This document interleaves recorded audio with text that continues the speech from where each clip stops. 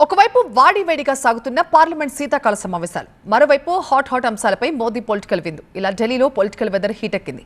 బీహార్లో విజయంతో మాంచి దూకుడు మీదున్న బీజేపీ రానున్న ఎన్నికలపై ఇప్పటి నుంచే ఫోకస్ పెట్టింది. ఎన్డీఏ ఎంపీలతో కలిసి వ్యూహాలు రచిస్తోంది. ఇందులో భాగంగా మోదీ ఏర్పాటు చేసిన ఎన్డీఏ ఎంపీల విందులో కీలక అంశాలు చర్చకొచ్చాయి. ఎన్డీఏ భాగస్వామ్య పార్టీల ఎంపీలకు ప్రధాని మోదీ ప్రత్యేక విందు ఇచ్చారు.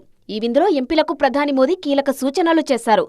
ఎన్డీఏ భాగస్వామ్య పక్షాల మధ్య మరింత సమన్వయం, ప్రభుత్వ పథకాలను మరింత ముందుకు తీసుకెళ్లడం, పార్లమెంటు శీతాకాల సమావేశాల్లో అనుసరించాల్సిన వ్యూహాలు తదితర అంశాలపై చర్చించారు. రాష్ట్రాల్లో ప్రస్తుతం జరుగుతున్న ఎస్ఐఆర్ ప్రక్రియ అంశం కూడా విందు సమావేశంలో ప్రస్తావనకు వచ్చింది.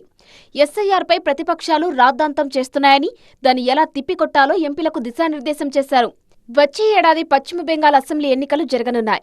బీహార్ ఎన్నికల్లో మాదిరిగానే పశ్చిమ బెంగాల్ ఎన్నికలను కూడా కమలనాథ్లో సీరియస్ గా తీసుకుంటున్నారు.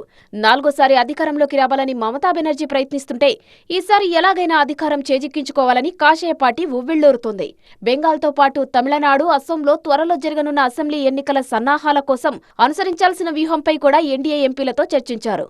మోదీ నివాసం 7 లోక్ కళ్యాణ్ మార్గులో జరిగిన ఈ విందుకు ఎన్డీఏ ఎంపీలు హాజరయ్యారు. విందు కోసం ప్రత్యేక బస్సులను ఏర్పాటు చేశారు.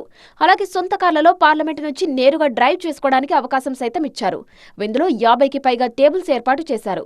ఎంపీలను రాష్ట్రాల వారీగా గ్రూపులుగా విభజించారు. ప్రతి టేబుల్కు ఒక కేంద్ర మంత్రి కూర్చునేలా ఏర్పాట్లు చేశారు. కేంద్ర మంత్రులతో పాటు టీడీపీ, జనసేన సహా ఎన్డీఏ భాగస్వామ్య పార్టీల ఎంపీలు హాజరయ్యారు. ప్రధాని నరేంద్ర మోదీ అందరు ఎంపీలతో సంభాషించారు. డిన్నర్ తర్వాత ఎన్డీఏ ఎంపీలకు విందివ్వడం చాలా సంతోషంగా ఉందని మోదీ ట్వీట్ చేశారు. ఎన్డీఏ కుటుంబం సుపరిపాలన, జాతీయ అభివృద్ధి, ప్రాంతీయ ఆకాంక్షల పట్ల ఉమ్మడి నిబద్ధతను ప్రతిబింబిస్తుందని తెలిపారు. రానున్న రోజుల్లో దేశ అభివృద్ధి ప్రయాణాన్ని బలోపేతం చేయడానికి కలిసికట్టుగా కృషి చేస్తామన్నారు. మొత్తంగా ఈ విందులో ప్రస్తుత రాజకీయ అంశాలతో పాటు భవిష్యత్తులో అనుసరించాల్సిన వ్యూహాలపై కీలకంగా చర్చించారు.